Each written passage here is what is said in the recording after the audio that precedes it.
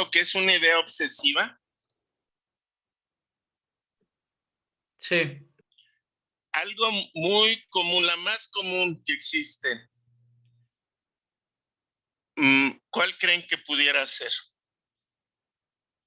Algo, una idea que les llega, que se apodera de su pensamiento, es decir, no pueden dejar de pensar. Si apagamos, bueno, si cerramos las llaves del gas. Esa es una, pero no es la más frecuente, pero sí te quedó claro entonces que te genera mucha ansiedad saber si la cerraste o no. Dices, es ridículo si la cerraste, pero no puedes evitar tenerla. ¿Cuál creen que pudiera ser? ¿A que todo esté como simétrico? Sí, pudiera ser, pero no es la más frecuente. De hecho, si eres una persona que tiene los lápices en determinado orden, tus libros en determinado orden, y si te los mueven, habría que descartar que fueras una personalidad obsesiva, lo cual no es malo, pero que sí lleva una vida bastante estresante. Son excelentes trabajadores, pero de repente hay cierta dificultad para expresar sentimientos. La más frecuente, chicos, es cuando tenemos la idea de que nos contaminamos. ¿O no? ¿No les ha pasado en el Metro Pobre o en el Cerdobús? Sí. Sí. Que no quieren tocar el tubo porque, híjole, ya me contaminé. Sí, sí checan. Hay otra muy frecuente que no tiene que ver con el gas, pero sí nos regresamos a checar la puerta cuando salimos de casa. ¿O no? Sí, eso me pasa muy seguido a mí. Sí, también. De hecho, hasta he llegado tarde a lugares por regresarme hasta 2 veces a ver si realmente sí le puse el seguro o así. Sí, entonces, y dicen, es ridículo, ya me regresé 2 veces, ¿no?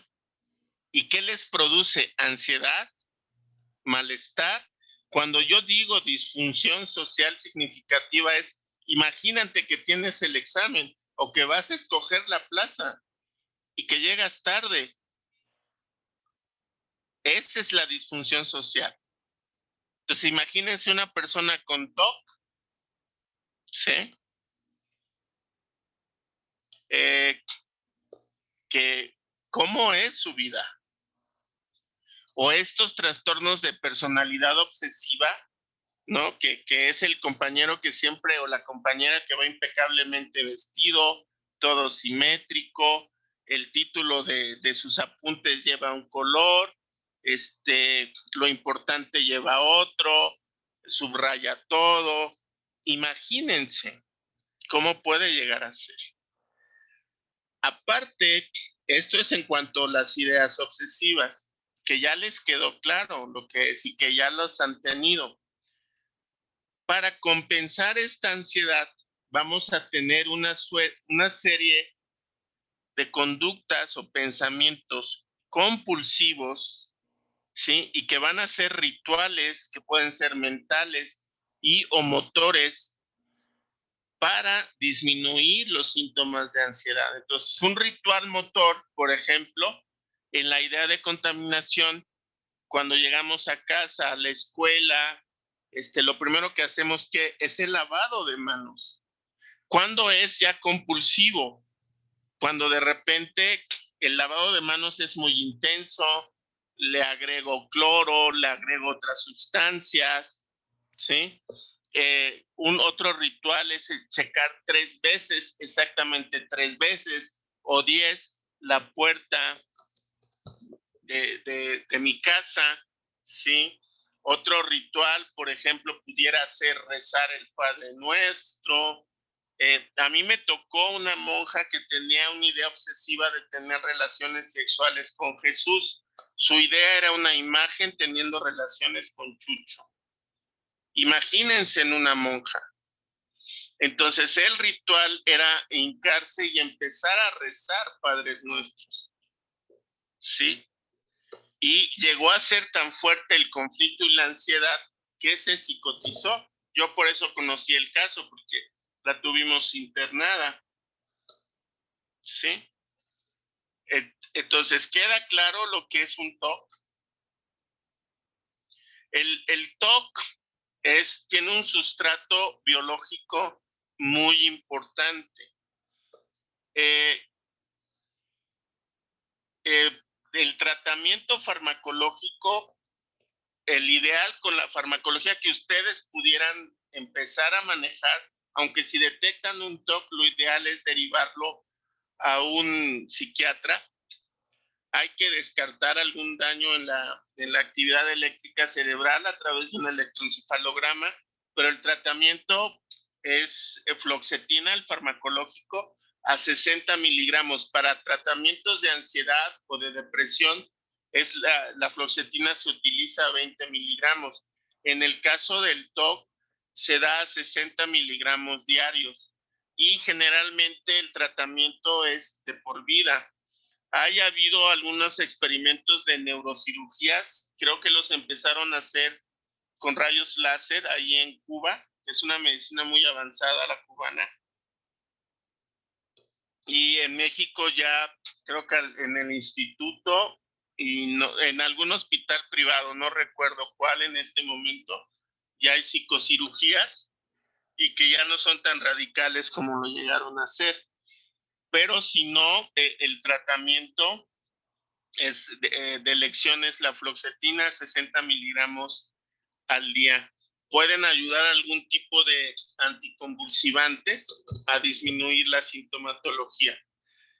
Alguien llegó a ver que estuvieron de moda, creo que los pasaron en TV Azteca, la de acumuladores. Sí. ¿Qué se acuerdan? Que no se querían deshacer de sus cosas Sí. y que decían de que, o sea, prácticamente ya muchas cosas eran ya usadas, pero no se querían deshacer, o sea, prácticamente acumulaban basura. Ok. Que ahora, ¿qué creen? Este trastorno se considera como un trastorno aparte. Ya no es TOC y se le llama así, trastorno acumulativo, y que puede llegar a ser totalmente disfuncional, ¿sí? Porque ocupan toda su casa, todo su espacio, pero quiero decirles que por eso me molesta un poco el DSM-5. La medicina norteamericana, la medicina occidental, es muy lineal, es decir, yo solo veo hacia adelante. No veo, o sea, veo causa y efecto, no veo el contexto. Entonces yo he tenido, y antes no, será como de unos 8 años para acá, he tenido pacientes con esta sintomatología acumulativa, pero todos tienen una característica, chicos. Son personas ya grandes, de la tercera edad, que tuvieron infancias extremadamente complicadas, duras, que les cuesta trabajo manifestar sentimientos, emociones, y que en todos los que yo he tenido había un distanciamiento con sus familiares más cercanos. Entonces, quiero que se imaginen, para una persona que aprendió y que tuvieron este brinco en el estrato social, de venir de estratos socioeconómicos muy bajos, que lograron ser clase media, clase incluso alta, pero que para poder transitar, porque la movilidad social es algo que casi no se da en México. En México, si naces pobre, el 80% sigue siendo pobre. Y solo un 20, un 15% puede moverse de ese estrato social. Y es en estas personas que se movieron, pero que para moverse tuvieron que volverse extremadamente duras, frías, por así decirlo, calculadoras, que anteponían siempre lo material sobre lo emocional o lo sentimental.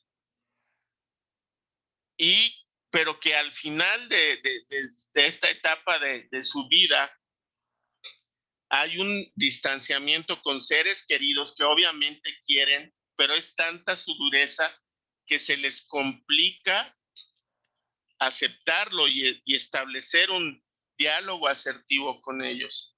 Entonces, su única manera de llenar el vacío, pues es con lo material, es acumulando, y me cuesta trabajo deshacerme porque me implica un gran dolor emocional. Un gran dolor emocional que tuve en mi primera infancia y al que tuve que cerrar los ojos para poder salir. Entonces, en estos casos, aparte del medicamento, ¿sí? Es necesario un proceso psicoterapéutico para que ellos puedan hacer insight en todo esto que les acabo de platicar. ¿Sale? Y que cada vez es más frecuente y que todavía en el 96 que empecé yo mi especialidad, no se veía con tanta frecuencia. Hay otro trastorno, que es el trastorno por estrés agudo, ¿sí? Esto es cuando es un evento no tan fuerte como el traumático, es decir, el estímulo no es tan fuerte y hay una aparición de síntomas de ansiedad ante un acontecimiento en que yo considero que estoy en peligro mi integridad. Las alteraciones duran más de 2 días y hasta un máximo de 4 semanas y aparecen el primer mes después de que se presenta el evento traumático. ¿Sí? Por ejemplo, el atender mi primer parto fue una exposición a un estrés agudo que yo tuve dentro de mi carrera profesional. Después,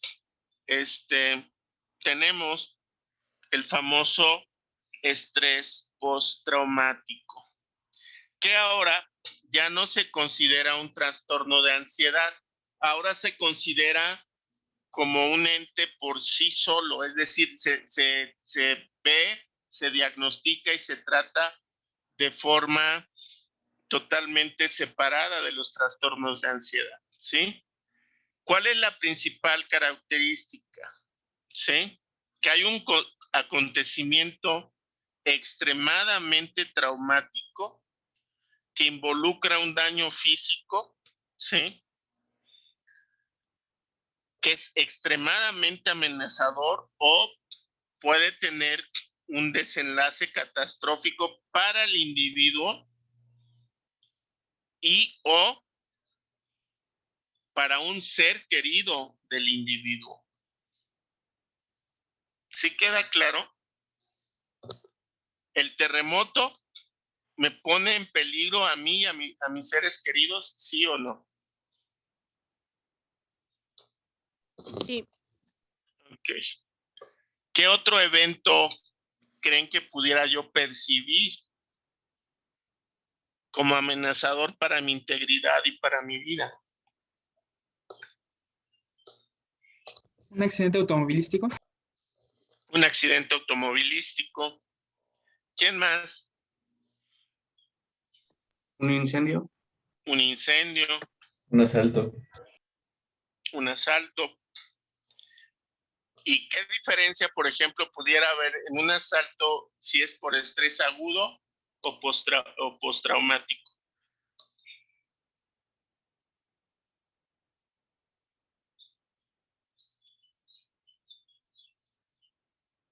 ¿La reacción de la persona? Sí, ¿y de qué depende la reacción? Uno, de mi personalidad, de mi educación, de mi contexto, ¿sí? Y de la forma en que me asalten, ¿no? ¿O no? No es lo mismo, o no sé, así lo veo yo, que me asalten con amenazas a que me saquen la pistola y me encañonen. ¿Sí? Pero si, por ejemplo, yo vengo de una familia donde siempre fui sobreprotegido, donde el común denominador es la presencia de ansiedad en mi mamá, en mi papá, en mis hermanos. Yo estoy predispuesto, pero tengo una visión pesimista del mundo, ¿sí? Voy a ser más susceptible ante este estrés, ¿sí? A este evento estresante, yo presente la sintomatología, ¿sí? Entonces, ¿cuál es la sintomatología del trastorno de estrés postraumático? Hay flashback. El flashback, chicos, es literal, como si me pasaran una película del evento traumático enfrente de mis ojos. Es ver la película de lo que pasó o volverlo a vivir, ¿sí?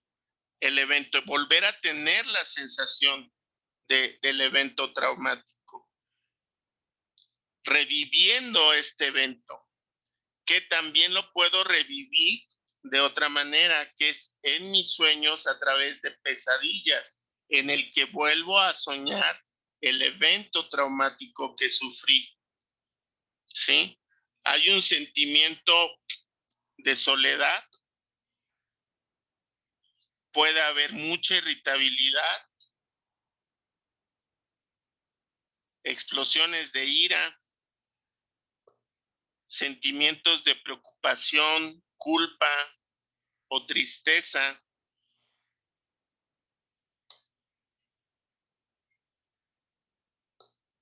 Me vuelvo evitativo, es decir, evito pasar por donde sucedió el evento. Si alguno lo han soltado por ahí, por la escuela, a mí 3 veces, evito pasar por esa zona, evito hablar, porque cuando yo hablo de este evento, vuelvo a tener la misma sintomatología que cuando lo estuve viviendo. Entonces, las personas con estrés postraumático, ¿sí?, no quieren ir a psicoterapia porque no quieren hablar del tema. Entonces, imagínense lo complicado que es. Entonces, la fisiopatología de este estrés es este disparo impresionante de neurotransmisores, noradrenalina, este efecto tóxico del cortisol del que les hablaba sobre el hipocampo. Actualmente se sabe que tenemos un umbral, un tiempo de 72 horas para que yo esta hiperactividad neurobioquímica que está teniendo el paciente disminuya.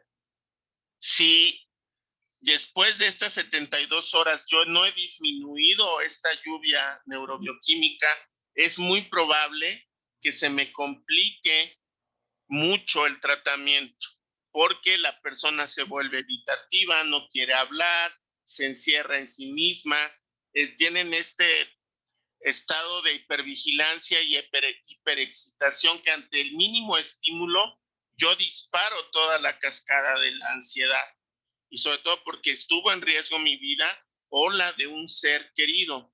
Entonces, ¿qué creen? ¿Cuál creen que es la pandemia que se nos viene encima ahora por lo del COVID?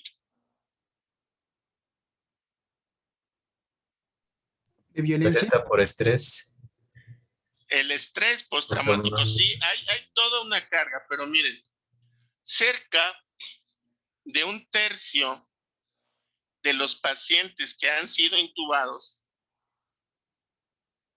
han presentado estrés postraumático por todo lo que implica. Pero ¿qué creen? Que la gente que no ha tenido COVID presenta hasta 4 veces más trastornos de estrés postraumático que la gente que lo tuvo. ¿O no les pasa a ustedes con su familia? De que tienen miedo que si van al hospital o ahora que estén en el internado, pudieran contagiar a algún familiar. La pandemia que se nos viene es los trastornos en la salud mental que va a haber. Y cómo, gracias a esta andanada, ¿sí saben lo que es una infodemia? ¿O qué es la infodemia? No, doctor. Son las noticias falsas. Y como hay toda una guerra de baja intensidad, se manejan muchas noticias falsas acerca de la enfermedad por parte de los opositores del PRIAN-RD, ¿no? Les voy a poner un ejemplo que nos puede dar risa, pero con la vacuna rusa, ¿no? Y esta que no sirve, no funciona, es chafa. Hubo gente que decía que traía el microchip ruso, que no tenía efectos secundarios más que empezaras a hablar en ruso. La sobredimensión de los muertos que ha habido, esta guerra de que dicen que a los médicos privados no los quieren vacunar. Entonces, todo este ambiente al que se ve expuesta la población en general a través de los noticieros que manejan mucha de esta información falsa, pues hacen que la gente perciba que su integridad, que su vida y la de sus seres queridos esté en riesgo, y provoca toda esta inicio de la fisiopatología del trastorno de estrés postraumático. Es muy importante que ustedes, porque probablemente ustedes lo van a empezar a vivir, aunque afortunadamente ya habemos más gente vacunada y ha ido disminuyendo esta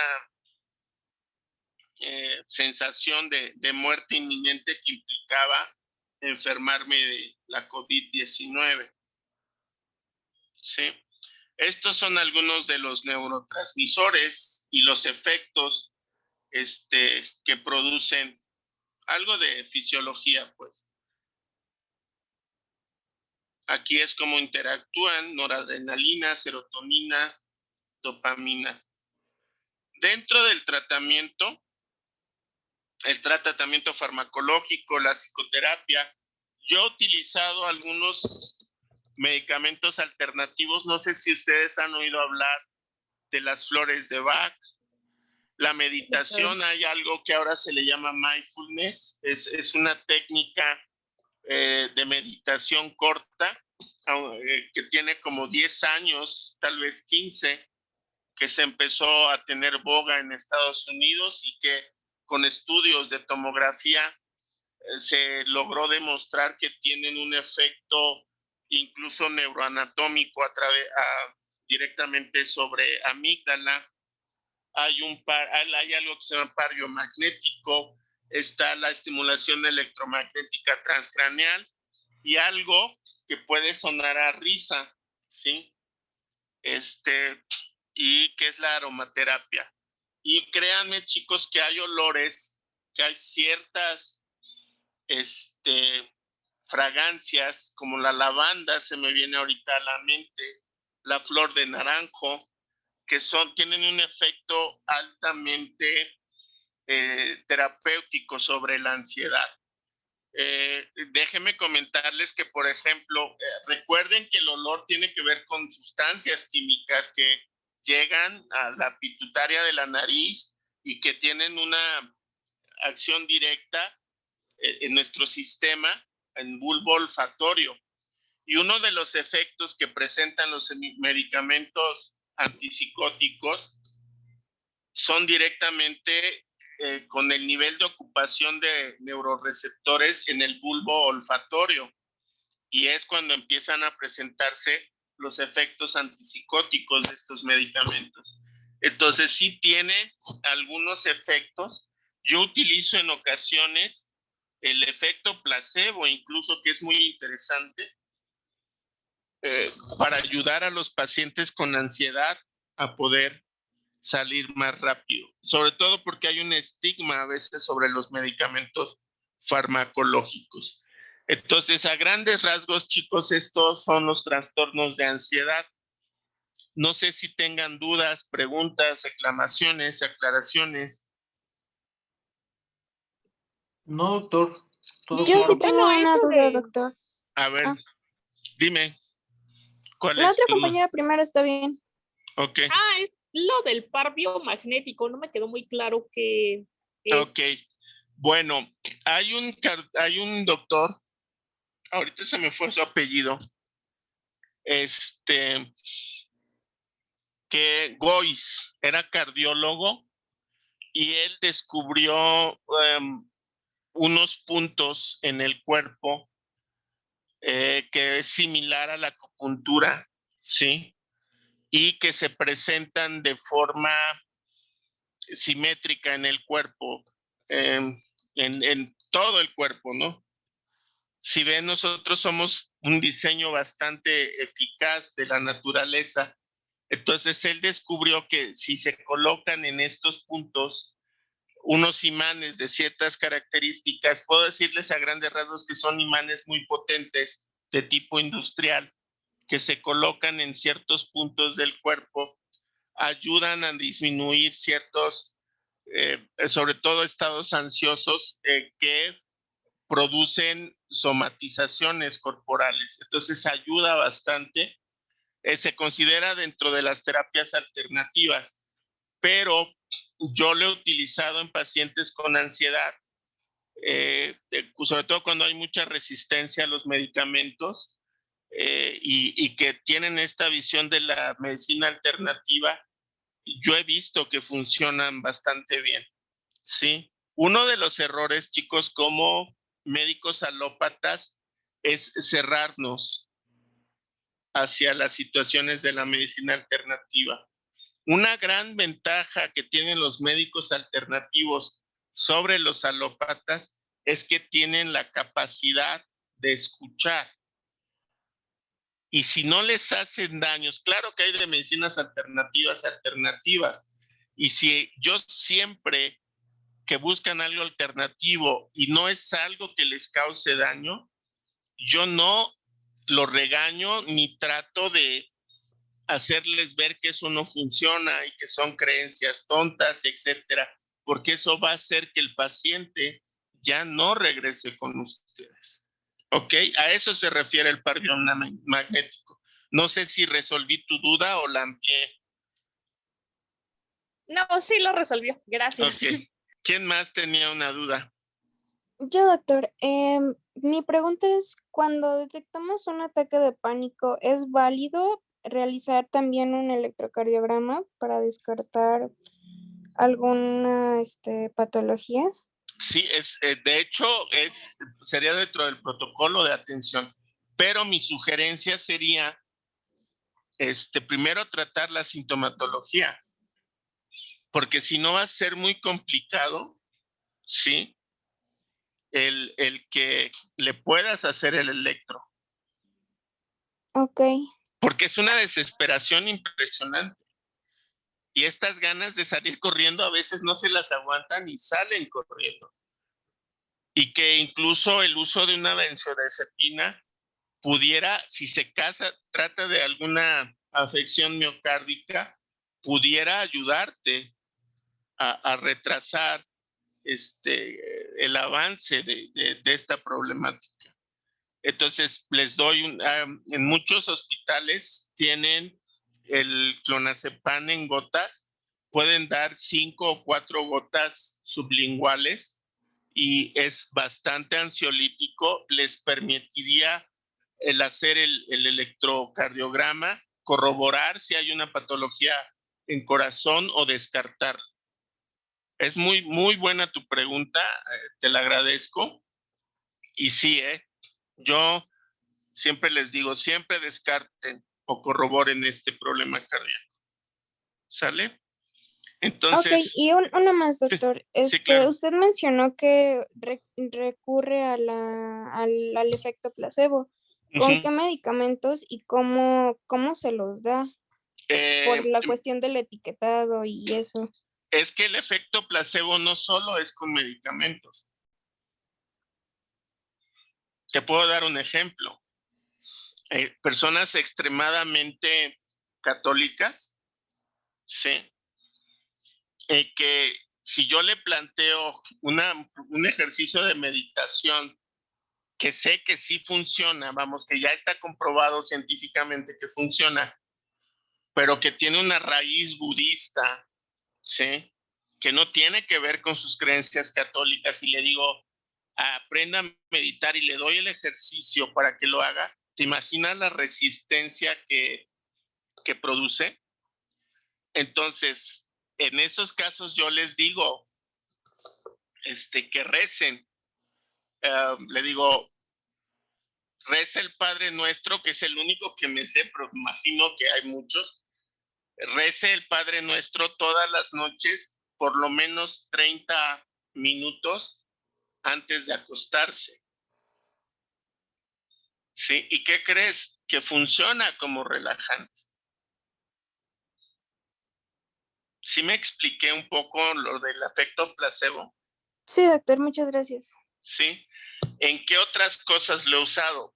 Hay gente que cree mucho en la homeopatía. A mí en lo personal, ¿sí? No me funciona. Y si me llega un paciente y me dice, oiga, es que también mi médico homeópata me mandó esto para la ansiedad. Le digo, sí, está bien, puede tomárselo, pero aparte, tómese este antidepresivo y va a ver que el efecto del medicamento homeopático se potencializa. ¿Me explico? ¿Por qué decirle no se tome ese chocho? O sea, ¿qué necesidad tendría yo de pelearme con ella o con él y decirle que la homeopatía son puras chochos y que no funciona? ¿Sí me explico?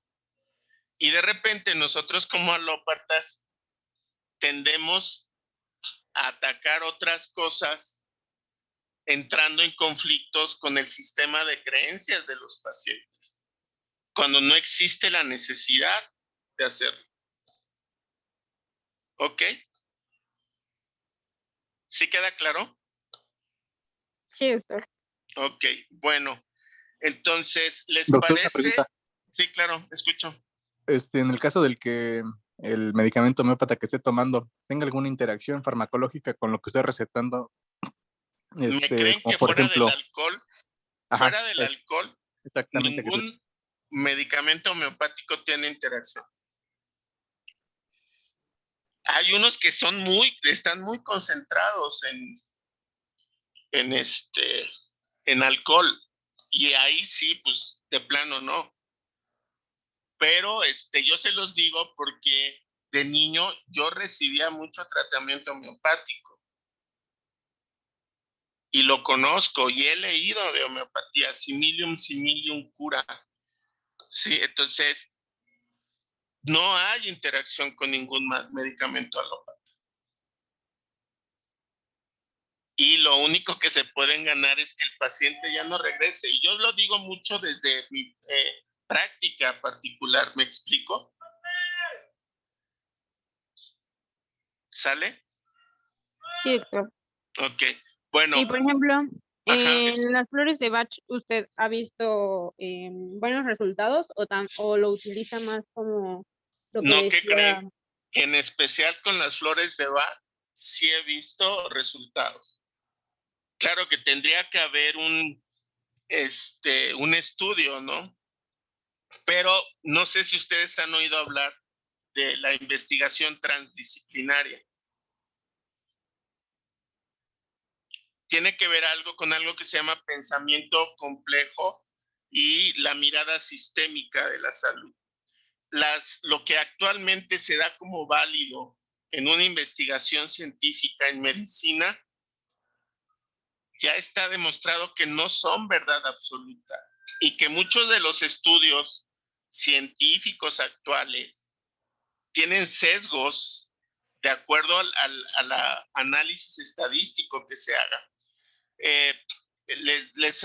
Así rápidamente, una investigación transdisciplinaria va a incluir en el estudio no solo el área de la medicina, puede incluir ingeniería, matemáticas, ciencias computacionales, ciencias sociales, para analizar la mayor cantidad posible de variantes que que pudieran influir en el tratamiento. Entonces, pero con las flores de Bach hay una que se llama Rescue, que se llama rescate y que se da en ataques de ansiedad, que cuando no son ataques de pánico, he tenido buena respuesta con mis pacientes. Ahora, yo quiero hacerles una pregunta. ¿Alguna vez les ha pasado que llegan a algún lugar que tiene flores frescas? Que sean flores que les gusten. No sé, rosas, por ejemplo. Sí. Marihuana. Bueno, a mí no me gusta el olor, me gusta el efecto de la marihuana, pero yo hablo de un olor agradable. ¿Qué sensación física nos trae ese olor de flores? ¿Sale? Bueno, entonces vamos a dejarla aquí, chicos. Nos vemos mañana. Quisiera preguntarles, ¿vemos delirium, que es un trastorno orgánico con síntomas psiquiátricos, o quieren que veamos los efectos de la COVID en la salud mental? ¿Delirium? Lo de COVID. Yo opino que lo de COVID. Queremos Okay. también COVID. Entonces, mañana vamos a ver COVID. Nos vemos mañana. Okay, Les mando los links. Mañana, gracias. Pero hasta luego. Gracias, doctor. Hasta luego. Hasta luego. Hasta luego, doctor.